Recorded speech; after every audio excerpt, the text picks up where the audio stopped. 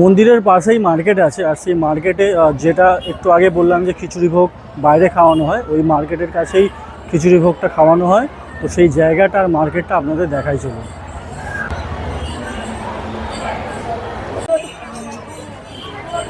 এটা হচ্ছে মার্কেট, এখানে পুজো সামগ্রী, তারপর বাবা লোকনাথের ছবি, সমস্ত কিছু পাওয়া যাচ্ছে।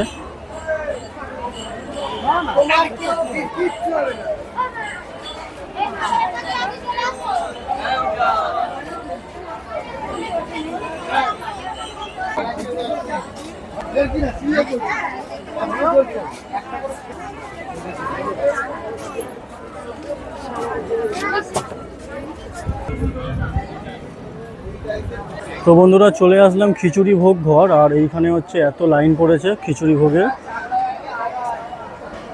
রান্নার তোড়জোড় হচ্ছে দেখুন।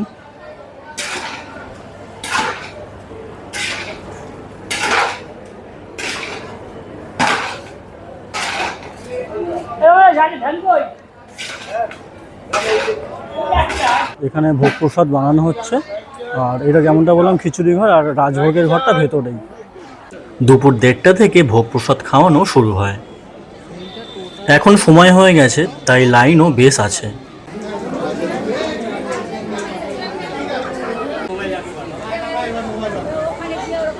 রাজভোগ খাওয়ানোর জায়গাটি সম্পূর্ণ এসি।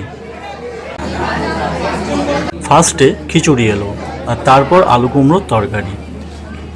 এবার এলো পোলাও, আলু সয়াবিন তরকারি, পাঁপড়, চাটনি, আর শেষ পাতে পায়েস।